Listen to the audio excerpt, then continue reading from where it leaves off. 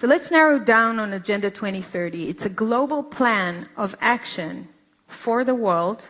193 countries signed that plan in 2015 in New York at the UN, and they're all obliged to implement this plan. It's based on Agenda 21, adopted by 178 countries in 1992 in the Earth Summit in Rio. It is a global framework for international cooperation to end poverty, protect the planet, and ensure prosperity for all. It sounds great, right? It covers food, farming, agriculture, natural resources, climate, environment, money, CBDC, health, vaccines, pharma, social, like diversity and inclusion, gender equality, family, sexual education for children too early, education, cities, urban life, 15-minute cities, transportations, governance, wars, they actually call it peace, tech or AI, speech and information, so that it covers all of life. It's made out of 17 Sustainable Development Goals, SDGs. You can go to their website, sdg.un.org,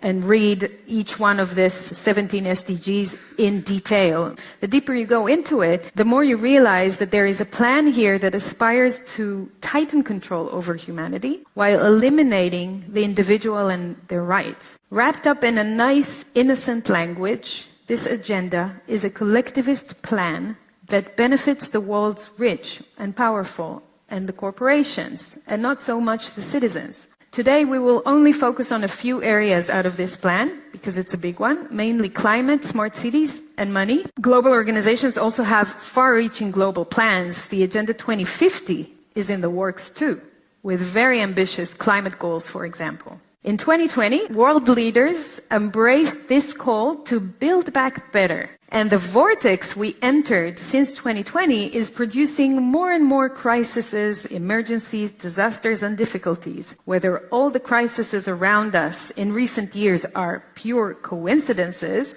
or we reached an end of a cycle, either way, they bring about lots of chaos and destruction. Remember, in order to build something effectively, you first need to destroy or ruin. COVID was an excuse to build back better. October 7th is a good reason to build back better. The war is an excuse to build back better in our country and our neighbors' countries. It's a very pertinent question to ask, how do we build back better? To build back better or whatever. We have a chance to reset the clock and build back better than before. To build back better than before. Remember the terrible damage of COVID as we try to build back from this global pandemic. Joe Biden calls it Build Back Better. Build back better. Building back better. Do things differently. To build back better. We're going to build it back better. And build it back better. It's my plan to build back better.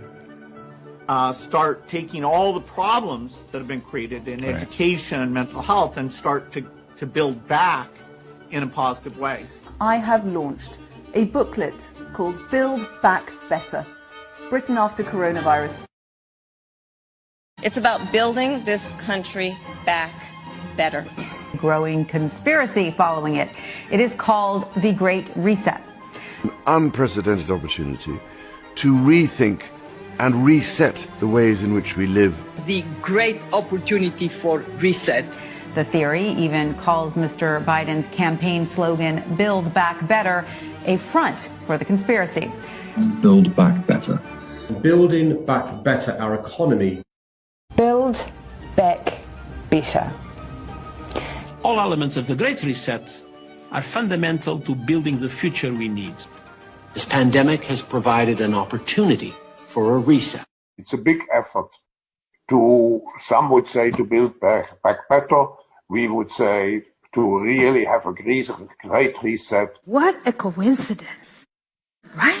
They all came out with the same idea. Wow. During COVID, we were called conspiracy theorists for saying global organizations have a plan to reset life as we know it, called the Great Reset.